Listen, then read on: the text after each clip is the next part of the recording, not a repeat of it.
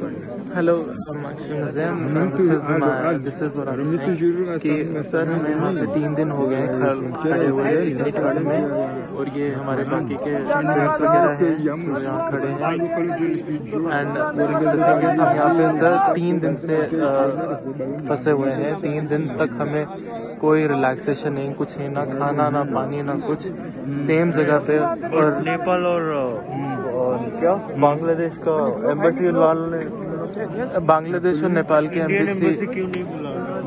का प्रॉब्लम नहीं है, वो मान के हैं, बट इंडियन एम्बेसी का कुछ पता नहीं है, कोई आज तक पता नहीं। They don't pick up the phone.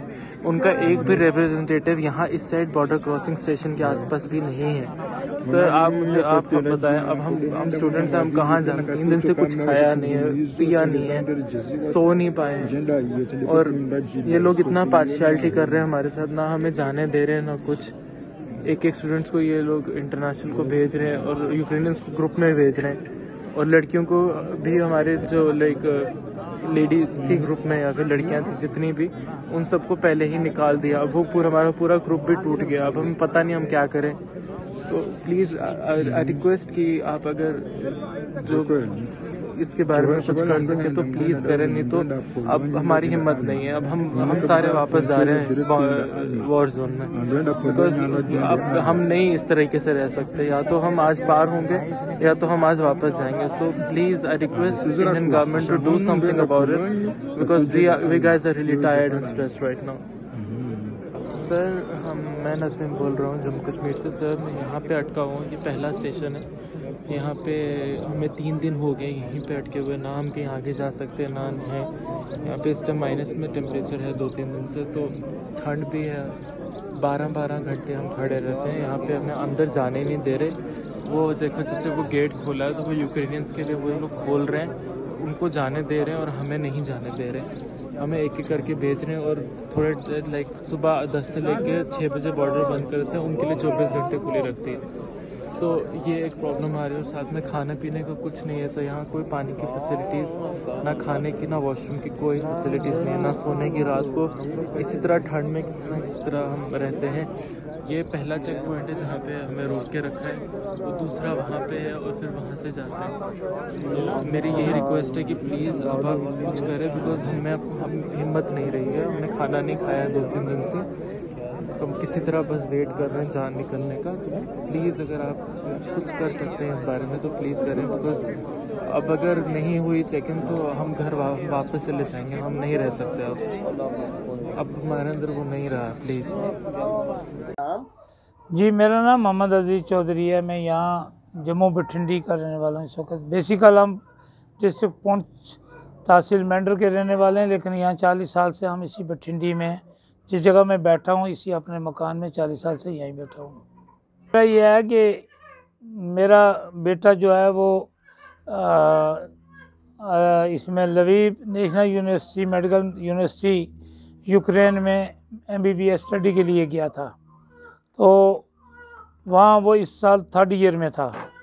तो इन बिटवीन थोड़े से हालात कुछ इस किस्म के बने, तो हमने उसको कहा कि तुम वापस आ जा, लेकिन वो कहने लगा कि पापा मैं नहीं आ सकता हूँ, मेरे एग्ज़ाम इस 3rd सेमेस्टर के जून में आ रहे हैं फाइनल, तो इस वक्त मेरे टेस्ट चल रहे हैं, मैं नहीं आऊँगा। जिस दिन ये वाक़या हुआ है 5 बजे जब अनाउंसमेंट हो गया, इमरजेंसी लागू हुई, तो उससे पहले 2 दिन उसका पेपर हुआ था। तो मैंने उसको कोशिश की कि हम इसको वापस ले आए, लेकिन वो वापस ना आ पाया उसे अपने एग्ज़ाम की वजह से। जब इमरजेंसी लागू होगी तो मैंने उसको फ़ोन किया कि मैंने कहा बेटा आप क्या करोगे, आप तो इमरजेंसी। कहता पापा ये उस इलाके में है, हम इधर दूर रहते हैं, शायद इधर कुछ ना हो। तो दिन को जब 1 बजे वहाँ ब्लास्ट हो गया, वहाँ एक बम आकर पड़ा, तो उस वक्त बच्चा घबरा गया। उस वक्त उसने कहा पापा आप क्या करें। मैंने कहा अब कुछ नहीं हो सकता, कोई कोशिश करो तुम, तो कहीं ना कहीं बॉर्डर किसी पर निकलो आप, और ये अपने इंडिया एम्बेसी के फार्म भर दो, तो आप निकलने वाली कोशिश करो, हालात ख़राब ना हो जाएं। तब तक आपको पता ही है फिर वहाँ का जो युद्ध शुरू हो गया, जब जंग शुरू हो गई, तो इस किस्म की ये वर्ल्ड वॉर थी कि इसमें अब कोई भी आदमी ये नहीं समझ पाता था कि अब क्या होगा क्या नहीं होगा। तो जब वो जब तक न्यूज़ सुनता रहा फिर उसको ज़्यादा खौफ पड़ गया। उस न्यूज़ में उसको जब बार बार बाहर से देख रहा था कि यूक्रेन के राजधानी की तरफ देखा उसने जब न्यूज़ पे, तो उसको जब वो आ गई वीडियो वगैरह उसने वो देखी तो वहाँ सिर्फ धुआं ही धुआं था, धुआं, और वहाँ का इलाका जो था धुआं में डूब चुका था। और वो ज़मीन जो टूट फूट के उसको वो खंडरात पड़े हुए उसने देखे तो फिर घबरा गया। फिर उसने मुझे फिर दोबारा फ़ोन किया, पापा आप बताओ आप क्या करूं? मैंने कहा बेटा आप अपने यूनिवर्सिटी से किसी से परमिशन लेके फार्म भरो और आपको नज़दीक तरीन बॉर्डर कौन सी है। तब तक हमें यहाँ भी एडवाइजरी का भी कुछ हमें पता चला कि नज़दीक तरीन की बॉर्डरें जो हैं, जिस तरह इनको ये बॉर्डर पड़ती थी कि इस पोलैंड की बॉर्डर इनको नज़दीक पड़ती थी, ये कोई 40-45 किलोमीटर थी उसको। बाकी की बॉर्डरें जो उससे थी वो तकरीबन कोई 800 किलोमीटर थी, कोई 1600 किलोमीटर है, कोई 1400 किलोमीटर है। एक जो बॉर्डर थी वो कोई 350 किलोमीटर थी। तो मैंने कहा ये नज़दीक तरीन की जो बॉर्डर 45 किलोमीटर की, इसमें कोई गाड़ी हाई अप करके तो आप इसको वहाँ पहुँच जाओ। जब वो उन्होंने गाड़ी शाड़ी करने का कोशिश किया, उनको कोई गाड़ी ना मिली। ये रिक्वेस्ट है आप मीडिया वालों का, बहुत शुक्रिया कि आप यहाँ तकलीफ़ देख कर आए।